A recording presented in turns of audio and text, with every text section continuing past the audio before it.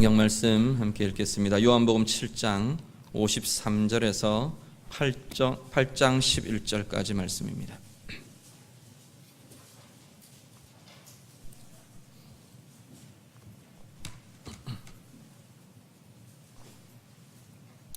요한복음 7장 53절에서 8장 11절 말씀 다 같이 읽겠습니다.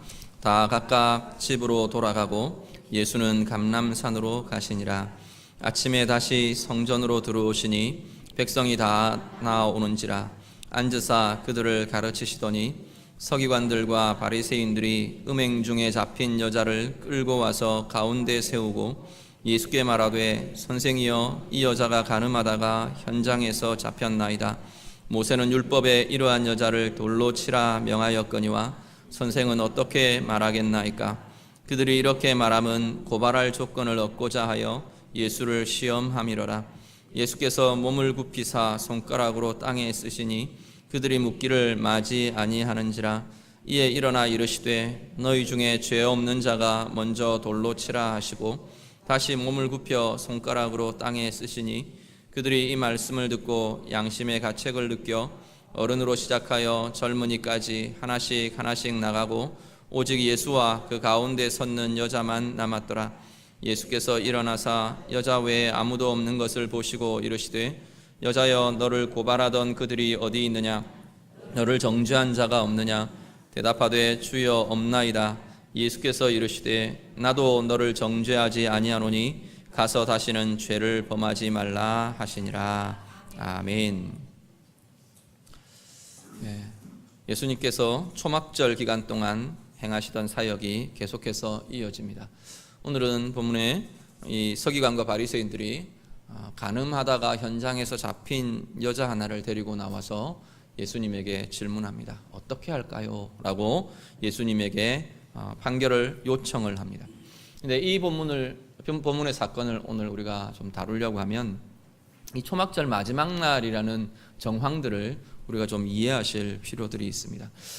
초막절 때 그 절기에 치르는 의식 한 가지를 지난주에 말씀을 드렸는데 실로암 목가에 가서 물을 길어다가 번제단에다 이렇게 관제로 그 물을 부어드리는 관제 의식이 계속 7일 동안 진행되는 의식 중에 하나가 있고요. 그리고 마지막 날 밤을 유대인 전통에는 관제 축제라고 부른답니다. 이 마지막 날 밤이 되면 이제 성전 뜰을 환하게 구석구석을 불로 다 밝혀놓고 환하게 밝혀놓고는 말하자면 올라잇을 행한답니다. 그 축제의 밤을 지낸답니다. 마지막 축제를 밤새 축제를 진행을 한다는 겁니다. 그러다가 새벽이 되면 이제 이 축제를 싹 마무리하면서 하나님 앞에서 용서와 사죄의 고백과 은혜의 찬양을 드리는 시간, 감사의 찬양을 드리는 시간을 가진답니다. 랍비들이 쭉 나와서 중견 랍비들이 앞에 쭉 서서 먼저 하나님을 향해서 하나님께서 우리 죄를 돌아도 보지 않으시겠다 하셨던 그 찬양의 고백들을, 감사의 고백들을 하는 겁니다. 랍비가 고백하고 그러면 회중이 화답하고 그러면서 다 함께 내가 우리를 용서해 주신, 우리를 사죄하신, 우리의 죄를 사해 주신 그 은혜에 대해서 감사하고 찬양하고 그 은혜로 인한 기쁨을 노래하고 그렇게 하는 일들을 그 새벽의 의식들을 쭉 진행한답니다. 그러면서 전체의 이 행사들을 마무리하게 된답니다. 문제는 뭐냐면 그러고 난 다음 날 아침입니다. 그 새벽을 지난 하나님 앞에 용서와 찬양을 드리고 우리의 죄를 사해 주신 그 사죄의 은혜를 고백하고 기뻐하고 그렇게 막 한 그 새벽이 지난 그날 아침에 오늘 본문의 내용이 진행됩니다. 예수님 앞에 이 사람들이 간음한 여인을 데리고 나왔습니다. 세워놓고 돌로 쳐 죽일까요? 말까요? 지금 그걸 따져 묻고 있는 상황입니다. 우리가 보통 신앙생활을 하면서 은혜 이야기들을 참 많이 합니다. 하나님과 우리 사이에 그 하나님이 주신 사랑들, 용서의 사죄의 은혜들, 은혜를 고백하고 은혜를 누리고 은혜라는 용어를 참 많이 쓰는데 우리가 하나님 앞에서 누리는 은혜와 세상 속에서 살아가는 우리의 삶이 이렇게 괴리가 날 때가 너무나 많다는 겁니다. 하나님 앞에서는 눈물 콧물 흘리면서 우리는 감사합니다, 은혜를 찬양합니다, 하나님이 사랑이 이렇게 감사합니다 막 고백을 하는데, 교회 문을 나서면 또 아니면 하나님과 개인적인 그 시간들을 떠나서 우리의 삶의 자리에 들어갈 때는 전혀 다른 모습의 사람들로 바뀌어질 수 있다는 겁니다. 오늘 혹시 우리의 삶이 그런 괴리 속에, 그런 거리감 속에 이렇게 전혀 다른 두 얼굴로 살아가는 우리의 모습, 그런 모습은 아닌가, 우리 자신들을 좀 돌아보실 수 있기를 바랍니다. 하나님 앞에서 은혜가 누려졌으면 그 은혜가 삶 가운데 열매로 연결되어야 할 것입니다. 하나님 앞에서 내가 용서와 사죄의 은혜를 내가 누렸으면 또 세상 가운데에서, 또 삶 가운데에서 그 은혜가 내 삶의 에너지로, 내 삶에 하나님의 사랑이 드러나는 삶의 힘으로 그렇게 나타나야 할 줄로 믿습니다. 오늘 우리의 삶 가운데 혹시 내 삶이 이 서기관과 바리새인들처럼 밤새 하나님의 사죄의 은총을 찬양하고 그 아침에는 정죄하며 돌로 쳐 죽이려고 기세등등한 그러한 모습들은 혹시 아닌가, 우리 자신들을 돌아보며 이 오늘 본문을 우리가 같이 좀 묵상할 수 있기를 바랍니다. 오늘 본문 통해서 몇 가지를 좀 이야기를 하려고 하는데요. 한 가지는 이 율법을 진행하고 집행하는 그 모든 상황에서 목적이 왜곡된 것을 우리가 발견하게 됩니다. 오늘 본문 말씀 보시면 이 원래의 이 간음한 자를 처벌하게 되어 있는 이 하나님의 율법, 이것은 어떤 목적을 가지냐면 가정을 보호하기 위한 목적을 가지고 있습니다. 성적인 순결을 통해서 가정을 지키고 가정을 보호하고 가정을 건강하고 힘있는 하나님이 원하시는 아름다운 가정으로 지켜갈 수 있도록, 그러한 목적으로 이 간음한 자를 처벌할 그 율법들이 주어져 있습니다. 그런데 오늘 본문에는 보면 이 목적이 완전히 엉뚱한 목적으로 사용되고 있는 것을 보게 됩니다. 6절 말씀 같이 한번 보시죠. 오늘 본문의 6절 말씀 우리 다 같이 읽겠습니다. 그들이 이렇게 말함은 고발할 조건을 얻고자 하여 예수를 시험함이러라. 예수께서 몸을 굽히사 손가락으로 땅에 쓰시니. 아멘. 자, 원래의 목적하고는 전혀 상관없습니다. 지금 이 서기관과 바리새인들이 이 여자를 예수님 앞에 끌고 나와서 돌로 쳐 죽이려고 하는 이 상황을 연출한 것은 원래의 하나님의 목적하고는 전혀 상관없는, 하나님의 목적이 어떻게 됐든지 자기들은 지금 이것을 빌미로 예수를 고발할 조건, 고발할 이유를 얻기 위해서 예수님 앞에 이 여자를 끌고 나왔다는 겁니다. 오늘 보면 우리가 보면서 내 삶에, 우리의 삶에 하나님께서는 다양한 목적들을 가지고 계십니다. 우리의 직분에도 목적을 갖고 계시고요, 우리의 직업을, 내가 그러한 직업을 갖고 내가 일하게 하신 그 이유에도 하나님의 목적이 있습니다. 우리의 가정을 이루게 하시고 가정의 상황과 여러 가지 정황들을 세워가시는 하나님의 목적이 있고요, 나를 하나님의 사람으로 부르셔서 이 땅 가운데 귀한 사역을 맡기시고 역할을 맡기신 그 모든 것에는 하나님의 목적이 있다는 겁니다. 문제는 하나님의 목적 대신 그것을 향한 내 목적이 선행되면 그 목적은, 하나님의 목적은 온데간데 없어져 버리게 될 것이라는 겁니다. 문제는 목적이 바뀌면 그 일은 엉뚱한, 전혀 다른 일이 되어버립니다. 똑같은 일을 행하는 것 같은데 전혀 그 속의 내면과 그 안에 움직이는 역사와 그 나타나는 결과들, 열매들은 전혀 엉뚱한 것이 되어버리더라는 겁니다. 말씀 한 구절 같이 보시죠. 디모데전서 1장 5절부터 7절 말씀입니다. 신약성경 디모데전서 1장 5절에서 7절 말씀 다 같이 읽습니다. 이 교훈의 목적은 청결한 마음과 선한 양심과 거짓이 없는 믿음에서 나오는 사랑이거늘 사람들이 이에서 벗어나 헛된 말에 빠져 율법의 선생이 되려 하나 자기가 말하는 것이나 자기가 확증하는 것도 깨닫지 못하는도다. 아멘. 자, 이 지금 디모데전서는 사도 바울이 디모데에게 쓴 편지인데요, 뭘 이야기하느냐면 복음 전하는 것, 말씀 전하는 것, 초대교회 때 계속 그 역동들이 일어나면서 역사들을 계속 그 사역들을 진행해 가는데 그 일에 대해서 지금 이렇게 이야기하는 겁니다. 이 교훈의 목적은, 복음의 목적은, 말씀의 목적은, 이것을 가르치며 행하는 사역의 목적은 청결한 마음과 선한 양심과 거짓이 없는 믿음에서 나오는 사랑, 이것을 누리고 이것을 전하고 이것을 삶으로 옮겨내는 그것이 목적이라는 겁니다. 그런데 이 말씀이라는, 말씀 사역이라는 이 사역에서조차 목적이 변질된 자들이 나오더라는 겁니다. 어떻게 변질되느냐 하면 헛된 말에 빠져서 율법의 선생이 되려 하고 그 자기를 드러내고 자기를 나타내고 자기의 세력을 결집하고 자기를 합리화하고 그러한 모습들로 이 말씀 사역이 오용되는 자들, 오용하는 자들이 나오더라라는 겁니다. 그들은 자기 말하는 것, 자기가 이야기하는 것, 어떤 것도 자기 스스로도 깨닫지 못하고 누리지 못하는 자가 되고 만다라고 사도 바울이 지금 이야기합니다. 똑같은 일을 하는 것 같아 보입니다. 외형적으로는 바울도 말씀 전하는 것 같고 이 사람들도 말씀 전하는 것 같고 아마 그렇게 보일 수 있을 겁니다. 오늘 본문의 말씀 그대로입니다.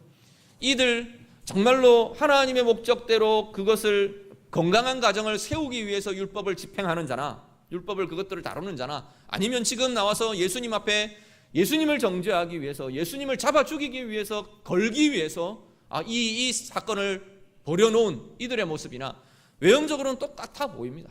그런데 전혀 다른 일이 된다는 겁니다. 오늘 우리들의 삶 가운데에서 우리에게 맡겨주신 직분들, 사역들, 그리스도인으로서의 우리의 삶들, 나의 다양한 말들, 여러 가지 모습들 우리가 동일하게 주어져 있지만 하나님이 그 안에 두신 하나님의 원하시는 목적을 따라 그것들을 행하며 살아가느냐, 전혀 다른 나 자신의 목적을 위해서 이 일들을 행하느냐는 그것이 전혀 다른 일이 되게 한다는 겁니다. 예를 들어서 하나님 말씀을 가지고 어떤 성도들을 우리가 서로를 권면하며 격려하며 위로하는 일이 있다고 봅시다. 나는 권면한다고 말했어요. 나는 하나님 말씀이 이렇다고 생각하기 때문에 권면한다고 말을 해요. 충고한다고 말을 합니다. 그런데 그 안의 목적이 하나님이 원하시는, 하나님이 그 영혼을 향한 그 목적이 아닌 내 욕심, 아니면 나를 드러내기를 원하는 마음, 내 자랑, 또 아니면 내 성질, 그것이 목적이 되고 방향이 되어버리고 나면 똑같아 보입니다. 말을 하는 것은. 그런데 전혀 다른 일이 되더라는 겁니다. 사람을 상하게 하고 사람을 공격하게 하고 아니면 나를 자랑하고 나를 드러내는 그 일들로 변질되어 버리는 엉뚱한 일을 내가 하고 있는, 평생을 내가 열심히 한다고 했는데 하나님 앞에 가면 너는 엉뚱한 일 했다 그렇게 말할 수도 있는 것이 오늘 우리들의 삶이라는 겁니다. 나의 목적이 어디를 향하고 있는가 우리가 분명하게 보실 수 있기를 바랍니다. 하나님의 목적이 내 삶 가운데 이루어지면 그 열매는 생명이 나타납니다. 회복이 나타납니다. 사랑이 나타납니다. 오늘 지금 디모데전서에서 사도 바울은 그걸 이야기합니다. 그 사역의 결과는 사랑이라는 겁니다. 하나님의 사랑이 우리 가운데 누려지고 예수의 사랑이 우리를 바꾸어가고 변화시키는 그 힘을 경험하게 되는 것이고, 그리고 우리 안에 그 예수의 사랑이 다른 이들을 향해 그 안타까움과 그 사랑으로 다가가는 그것이 그 사역의 열매가 될 것이다. 하나님의 목적이 될 것이라는 겁니다. 오늘 우리들 가운데 오늘 혹시 이 서기관과 바리새인들처럼 동일한 하나님의 사역과 하나님이 주신 것들을 가지고 나의 욕심과 나의 성질과 나의 감정과 나의 그것들을 가지고 그 목적이 변질되어 버리고는 있지는 않는지 우리 자신들을 돌아보시는 그러한 시간 될 수 있기를 간절히 바랍니다. 두 번째, 하나는 왜곡된 목적이 오늘 본문에 나타나는 하나의 모습이고요. 두 번째의 모습은 하나님의 정의를 이야기를 하는데 균형을 잃어버린 정의의 모습이 오늘 본문에 나타납니다. 오늘 본문에 보면 이 가늠한 여자를 이 사람들이 지금 데리고 예수님 앞에 나왔습니다. 그런데 원래의 율법의 내용들과 상황들을 보면 어떻게 해야 하느냐 하면 그 간음의 당사자 둘 다를 붙들어 와야 합니다. 남자도 여자도 둘 다를 붙들어다 놓고 정당하게 그것이 율법을 어긴 것이고 하나님의 법에 어긋난 것이면 둘 다를 돌로 쳐 죽이게 되어 있는 것이 원래 하나님의 율법입니다. 그런데 이들이 지금 나온 것은 무슨 사정이 있는지 모르겠어요. 그런데 어찌됐든 결과를 놓고 보면 사회적 약자인, 그 당시에 상대적인 사회적 약자인 이 여자만 붙들어다 놓고 지금 치죄를 하고 있는 겁니다. 예수님께서 그 상황들을 보신 것 같아요. 그 마음과 직접적으로 표현하지는 않지만 그 상황과 정황들을 예수님께서 살펴보고 계시는 것 같습니다. 그러면서 한 가지를 이야기를 하시는데 이 형평이 남자와 여자 이 두 당사자에게서 형평이 어긋났다 그것만이 아니고 예수님은 또 하나의 더한 예수님께서 더 깊은 형평을 다루기를 요청하고 계시는 것을 보게 됩니다. 한 가지 보시죠. 우리 7절 말씀, 오늘 본문의 7절 말씀 우리 한 번 더 같이 읽겠습니다. 같이 읽습니다. 그들이 묻기를 맞이 아니하는지라. 이에 일어나 이르시되 너희 중에 죄 없는 자가 먼저 돌로 치라 하시고. 아멘. 예수님이 자 너희 중에 죄 없는 자가 먼저 돌로 치라 말씀합니다. 그건 그냥 이 인간들 양심이 있으면 지가 돌로 치지 않겠지, 그런 차원들이 아니고 예수님께서 그 사람들 속에 너희들이 그 정죄하는, 여자를 정죄하는 그 기준과 그 마음으로 너희 스스로도 판단하라는 겁니다. 너희의 마음과 너희의 삶, 우리 자신의 마음, 우리 자신의 삶에 대해서도 먼저 살피고 동일한 기준을 가지고 살피고 판단하라고 예수님께서 요청하십니다. 이 말씀 전후에 하나 이렇게 나타나는 것이 예수님의 행하신 특별한 행동이 나오는데, 땅에다 무언가를 쓰셨다 그렇게 말합니다. 고발하면서 막 여인을 데리고 나오니까 예수님이 이렇게 쳐다보시다가 아무 대꾸도 하지 않으시고 몸을 굽혀서 땅에다 뭔가를 쓰셨다 그랬습니다. 그리고 막 졸라대니까 이 말씀을 하시고 너희 중에 죄 없는 자가 먼저 돌로 치라 말씀하시고 또다시 땅에 엎드려서 이렇게 땅을 굽혀서 글을 쓰셨답니다. 뭘 쓰셨을까 말하고 있지 않기 때문에 추측할 수밖에 없습니다. 학자들 가운데 이 추측들이 굉장히 다양한 추측들이 나옵니다. 어떤 사람들은 죄 지은 자의 이름을 쓰셨다, 누구 주변에 이렇게 둘러서 있는 사람들의 이름을 쓰셨을 거다, 그렇게 이야기하는 사람들도 있고요. 또 어떤 사람들은 그 사람들 안에 품고 있는 죄의 내용을 쓰셨다, 간음죄, 거짓의 죄, 또 사형에 해당되는 어떤 죄들, 자기들만 알고 있는 숨겨진 죄를 예수님이 쓰셨을 거다, 그렇게 말하는 사람들도 있고요. 또 어떤 사람은 10계명의 계명들을 쭉 쓰셨을 것이다, 그렇게 말하는 사람들도 있습니다. 동일한 주장은 뭐냐면 이들의 죄를 들추어내는 과정들이 되셨을 거라는 겁니다. 그들의 속을 뒤집어 놓고 그들 속에 감추어져 있고 숨겨놓은 죄들을 드러내는, 그들이 보게 하는 그러한 통로로 사용하셨을 것이다. 우리 보통 학자들이 그렇게 봅니다. 오늘 보면 어쨌든 그 결과, 예수님이 이 선포의 결과 이들이 보니까 양심의 가책을 느꼈다 이렇게 말합니다. 양심의 가책을 느껴 하나씩 떠나갔다, 성경은 그렇게 말씀합니다. 여기 지금 양심의 가책을 느꼈다라고 하는 원래의 헬라어 단어가 드러낸다는 의미를 갖고 있습니다. 드러낸다, 책망한다, 죄를 깨닫게 한다, 이런 의미들을 갖고 있습니다. 예수님의 말씀이 죄 없는 자가 먼저 돌로 치라 라고 하는 이 선포가 그들 속에 있는 죄를 보게 하는 힘을, 권세를 드러내셨다는 겁니다. 그러면서 자기 안의 죄를 보면서 하나하나 그 자리를 떠나고 말았다라고 성경이 증거합니다. 우리 안에, 우리도 이 지금 나온 이들처럼, 이 서기관과 바리새인들처럼 혹시라도 판단의, 정의의, 형평을 잃어버린 정의를 우리가 말하고 있지는 않는지 우리 자신들을 좀 돌아보시길 바랍니다. 하나님의 정의는, 예수님의 정의는 하나님이 가지신 온전한 계획들을 이루어지게 합니다. 그 정의가 집행되면요, 그 정의가 분명하게 나타나면요, 그 정의의 열매는 하나님이 원하시는 것이 나타나게 되어 있습니다. 하나님의 의가 이루어지고 하나님의 사랑이 그 가운데 드러나고요, 하나님의 행하심이, 하나님이 이끌어 가시는 귀한 역사들이 그 가운데 나타나게 되어 있습니다. 그런데 여기 지금 예수님이 다루시는 것처럼 형평을 잃은 정의는 사람만 상하게 합니다. 형평을 잃어버린, 아니면 하나님이 원하시는 방식이 아닌 다른 정의는 서로를 깨고 서로를 상하게 하는 모습들로 나타나게 되더라는 겁니다. 마태복음 7장 3절에서 5절 말씀, 우리 말씀 한 구절 같이 보시죠. 마태복음 7장 3절에서 5절 말씀 다 같이 읽습니다. 어찌하여 형제의 눈 속에 있는 티는 보고 내 눈 속에 있는 들보는 깨닫지 못하느냐. 보라, 내 눈 속에 들보가 있는데 어찌하여 형제에게 말하기를 나로 내 눈 속에 있는 티를 빼게 하라 하겠느냐. 외식하는 자여, 먼저 내 눈 속에서 들보를 빼어라. 그 후에야 밝히 보고 형제의 눈 속에서 티를 빼리라. 아멘. 주님께서 동일한 기준을 요청하십니다. 동일한 기준에서 어쩌면 좀 더 한 것 같아요. 우리에게, 자신에게 좀 더 엄격하기를 요구하고 요청하시는 것 같습니다. 이 본문 말고도 여러 가지 그러한 이야기들을 많이 하시는데, 우리 저울추를 이야기하실 때 예수님이 동일한 저울추를 사용하지 않는 것에 대해서 굉장히 신랄하게 꾸짖으십니다. 상거래를 하는데 추를 두 개를 갖고 있는 거예요. 하나는 조금 가벼운 추, 하나는 조금 무거운 추.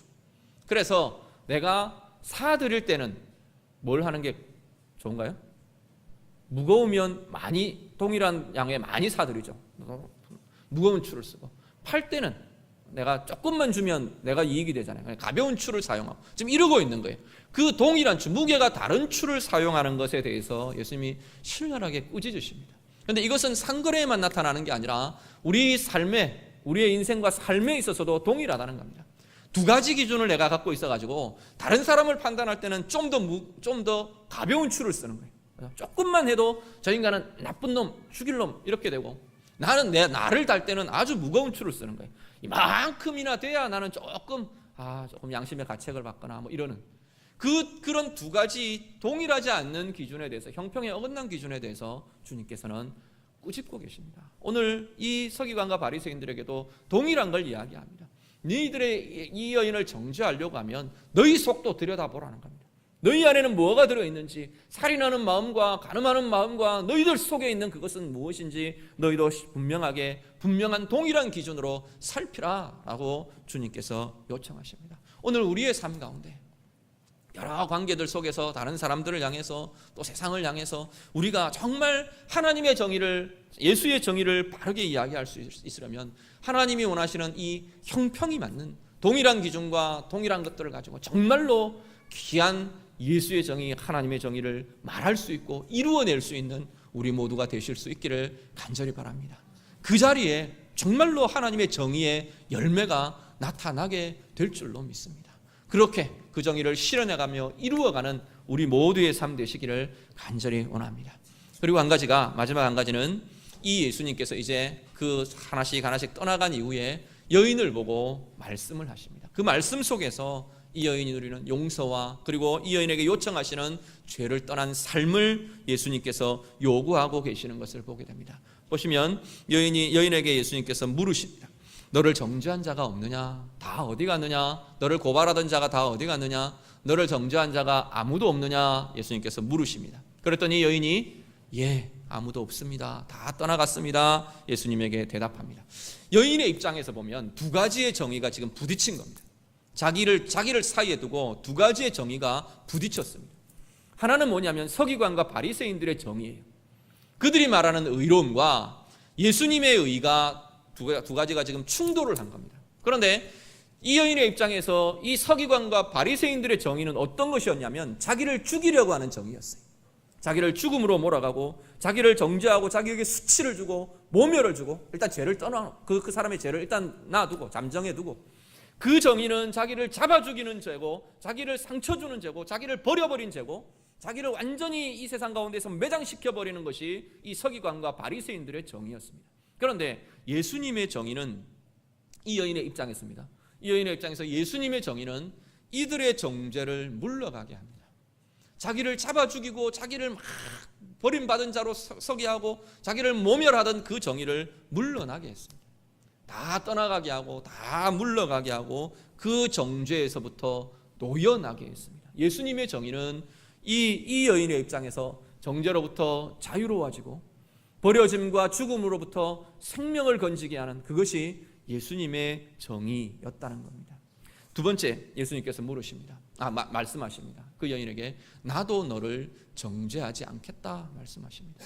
이 여인의 죄가 어떤 죄인지 물론 아마 다른 변론이 없는 것 볼 때 분명히 간음죄가 있었던 것 같아요. 그것 괜찮다 그 이야기하는 것 전혀 아닙니다. 예수님의 말씀을 보십시오. 너 괜찮다 잘못한 거 아니다, 지금 그걸 이야기하는 게 아니고 예수님은 뭐라고 하시면 나도 너를 정죄하지 않겠다, 지금 그 이야기를 하십니다. 예수님은 정죄하실 수 있는 분입니다. 정죄해도 괜찮고 심판하실 권한이 있고 정죄할 권한이 있고 그것에 대한 값을 치르게 할 권한을 가지신 분이 예수님이십니다. 그런데 예수님이 뭐라고 말하시느냐면 나도 너를 정죄하지 않겠다 말씀하십니다. 예수님으로 인한 심판이 없다? 아니요, 그건 틀린 말입니다. 심판은 분명히 있을 겁니다. 문제는 뭐냐면 예수님이 이 땅에 오신 목적이 뭐냐는 거예요. 예수님이 이 땅에 오신 목적이 인간을 정죄하고 심판하고 죽음으로 몰아가고 그러기 위해서 오셨느냐? 아니라고 지금 예수님이 이야기하신다는 겁니다. 나는 너를 정죄하려 이 땅에 오신 것이 아니고 무엇 때문에 오셨느냐면 죄에서부터 자유롭게 하려고 이 땅에 오셨다는 겁니다. 예수님이 이 땅에 오신 목적은, 예수님이 우리를 구원하시기 십자가에 달려 죽으신 그 목적은 세상을 정죄하기 위해서가 아니고 세상을 죄에서부터 노연하게 하기 위해서라는 겁니다. 이전에는 죄를 지을 수밖에 없던 이 세상과 이 인류와 우리의 삶이 이제는 예수님의 오심으로 인해서 그 죄를 짓지 않을 수 있는, 짓지 않아도 되는 정말 거룩한 존재로, 경건한 존재로, 하나님 앞에서 의로운 존재로 살 수 있도록 그 죄의 효력을 끊어버리신 분이 예수 그리스도라는 겁니다. 오늘 이 여인에게 그 이야기를 합니다. 나도 너를 정죄하지 않겠다. 정죄가 목적이 아니라 이제는 네가 죄에서 떠나서 새로운 삶을 살고 다른 삶을 살고 의로운 삶을 살고 깨끗한 정결한 삶을, 진짜 생명의 삶을 살아가는 존재로 바꾸는 것, 그것이 나의 목적이라 예수님께서 말씀하시는 겁니다. 그러면서 말씀을 하나를 더 이어가십니다. 너 정죄하지 않겠다, 끝. 그러니까 네 마음대로 가서 살아도 돼. 그게 예수님의 이야기가 아니라는 겁니다. 뭐라 그러시죠? 가서 다시는 죄를 범하지 말라 말씀하십니다. 은혜를 누린 자, 구원을 얻은 자는 삶의 변화가 있어야 합니다. 삶의 변화를 우리 주님께서 요구하고 계십니다. 그런데 이 삶의 변화가 해야지로 되는 게 아니라 자연스럽게 진행되는 건데, 어디서부터 진행되느냐 하면 주님과의 관계의 변화에서부터 시작되는 것을 보게 됩니다. 이 여인 한번 생각해 보시죠. 그 뒤의 결과는 나와 있지 않습니다. 물론 뒤에 보면 그 나중에 향유를 부은 여인에 대해서 가늠하다 붙들린 이 여인일 거다, 추측들은 다양합니다. 그렇지만 이 여인의 이후의 결과가 그대로 성경에 구체적으로 나와 있지는 않습니다. 그런데 이 여인의 입장에서 우리가 한번 보자는 겁니다. 예수님을 만났어요. 버려짐과 죽음과 모멸과 정죄의 자리에서 예수님의 사랑 때문에, 예수님의 용서 때문에 자기는 구원을 얻었습니다. 정말로 말 그대로 생명을 얻었어요. 말 그대로 정죄에서부터 자유함을 얻었어요. 문자 그대로 이 사람은 구원을 얻은 겁니다. 이 여인이 구원을 얻었어요. 무엇 때문에? 예수님 사랑 때문에, 예수님의 은혜 때문에 이 사람은 변화를, 구원을 얻었습니다. 이 여인이 앞으로 어떻게 살까요? 이 여인에게 있어서 앞으로의 삶에 정말로 중요한 게 뭘까요? 수가성 여인의 그 수가성 우물가의 여인과 같이 정말로 이 사람은 바뀌어지는 삶을 살 수 있었을 겁니다. 그 은혜가, 그 사랑의 크기가 생명을, 죽음에서 생명으로 바꾸는 그 체험이 있었던 그 자리는 분명히 변화가 나타나게 될 것이라는 겁니다. 오늘 우리의 삶, 우리의 은혜의 삶을 돌아보실 수 있기를 바랍니다. 나는 정말 예수님의 사랑이 내 삶을 바꾸고 내 삶을 변화시키는 권세와 힘이 되고 있는가, 우리 자신들을 돌아보실 수 있기를 바랍니다. 마지막 성경 한 구절만 더 같이 보시죠. 고린도후서 5장 14절부터 15절 말씀입니다. 고린도후서 5장 14절과 15절 말씀 다 같이 읽겠습니다. 그리스도의 사랑이 우리를 강권하시는도다. 우리가 생각하건대 한 사람이 모든 사람을 대신하여 죽었은즉 모든 사람이 죽은 것이라. 그가 모든 사람을 대신하여 죽으심은 살아있는 자들로 하여금 다시는 그들 자신을 위하여 살지 않고 오직 그들을 대신하여 죽었다가 다시 살아나신 이를 위하여 살게 하려 함이라. 아멘. 사도 바울이 이야기합니다. 내가 왜 이 직분을, 이 사도의 직분을 내가 놓지를 못하느냐? 온갖 손해를 보고 온갖 핍박을 받고 온갖 조롱을 받으면서 내가 이것을 왜 놓지 않느냐? 예수 그리스도의 사랑이 강권하시기 때문이라 말씀합니다. 예수의 사랑이 놓지 못하게 한다는 겁니다. 예수의 사랑이 가고 싶지 않은 자리에 가게 한다는 겁니다. 예수의 사랑이 놓고 싶지 않은 걸 놓을 수 있게 한다는 겁니다. 예수의 사랑이 포기할 수 없을 것 같은 그 자리를 포기하도록, 내려놓을 수 있도록 자유함을 주고 은혜를 주고 힘을 주시더라라는 겁니다. 오늘 여인에게 예수님께서 말씀하십니다. 이제 그 은혜를 누리고 구원을 누리고 사랑을 누린 여자에게 이제 가서 더 이상 죄를 짓지 말라, 변화된 삶을 요청하십니다. 오늘 우리의 삶을 돌아보시길 바랍니다. 그리스도의 사랑은 우리의 삶을 변화시키는 힘이 나타나게 되어 있습니다. 그리스도의 사랑은 우리의 상처를 치유하고요, 그리스도의 사랑은 우리의 연약함을 회복시키고요, 그리스도의 사랑은 엉망이던 내 삶에 정말 진정한 질서들이 달라지도록, 질서들이 나타나도록 하는 힘을 갖고 있습니다. 절망의 자리에 있던 그 자리에서 예수의 사랑은 소망을 갖게 합니다. 혼자라고 여겼던 그 자리에 예수의 사랑은 이제 더 이상 혼자가 아닌 소망을 보고 사랑을 보고 연합을 보게 하는 것이 예수의 사랑입니다. 그 사랑이 내 삶을 바꾸어가고 있는가? 내 삶에 내가 고집스럽게 내가 붙들고 있던 그것들을 이제는 놓을 수 있게 하는가? 아파하고 힘들어하고 외로워하던 그 자리를 이제는 예수의 사랑이 그것에서부터 풀어져 나가게 하는가? 자유하게 하는가? 용납할 수 없고 용서할 수 없고 내 감정이 똘똘 뭉쳐서 놓을 수 없던 그 자리에 예수의 사랑이 부어지면서 그것이 이제는 풀어지고 용납되고 허용이 되는가? 우리 자신들을 돌아보시길 바랍니다. 만약에 이 자리가 아직 변화들이 일어나지 않는다면 우리가 찾아야 할 원점은 예수님의 그 사랑을 다시금 내가 부음받고 내가 누려지는 예수의 사랑의 자리가, 예수님의 사랑을 경험하는 그 자리가 새롭게 먼저 경험되어야 될 줄로 믿습니다. 안 되는 것 가지고 다른 형태로 막 나가는 것이 아니고 이 하나님의 은혜를 경험하고 우리 주님의 사랑을 경험하고 주님의 변화를 경험하고 주님의 생명을 주심을 경험하는 그 은혜의 자리가 우리 가운데 먼저 새롭게 정말로 풍성하게 경험된다면 우리의 삶의 모습은, 삶의 결과는 자연스럽게 변화로, 은혜로 바뀌어진 모습으로 나타나게 될 줄로 믿습니다. 오늘 예배하는 우리 귀한 성도님들, 정말 예수님의 사랑의 자리가 새롭게 경험되시기를 바랍니다. 죽음의 자리에서, 버려짐의 자리에서, 정죄와 모멸의 자리에서 예수의 그 사랑 때문에 구원을 얻었던 이 여인처럼 내가 그 은혜가, 내가 그 사랑이 절망의 자리에서, 죽음의 자리에서 나를 구원하신, 당신의 생명을 주심으로 구원하신 예수의 은혜가 우리 가운데 누려지시기를 바랍니다. 그것을 통해서 내 삶의 변화들을 누리고 경험하는 귀하고 복된 모든 주의 자녀들 다 되시기를 예수님 이름으로 축복합니다. 기도하겠습니다. 우리 말씀 가지고 한번 기도하기를 원합니다. 주님의 사랑 고백하며 내가 더 풍성히 주의 사랑 가운데 잠겨지기를 원합니다. 같이 기도하실 수 있기를 바라고요. 내 삶의 목적 변질된 것 없는지, 내 삶의 정의라고 말하는, 또 아니면 하나님의 뜻을 이야기하는 거기에 동일한 기준으로, 깨어진 형평이 아닌 동일한 기준으로 내가 이루어 가고 있는지 이 시간 우리 돌아보면서 같이 기도하겠습니다. 기도드립니다. 하나님 감사합니다. 우리를 사랑하신 주님, 주의 사랑으로 인해 우리 안에 힘이 일어남을 고백합니다. 주의 사랑으로 인해 우리가 할 수 없던 일 이제는 할 수 있는 자들로 변화되어 가게 하심을 감사를 드립니다. 조금씩 좀 더 주님 닮아가며 나를 위해 생명 주신 그분을 닮아가며 그분이 원하시는 목적과 그분이 원하시는 길들을 갈 수 있는 모든 주의 자녀들, 하나님 귀한 주의 백성들 다 되도록 하나님 인도하여 주시옵소서.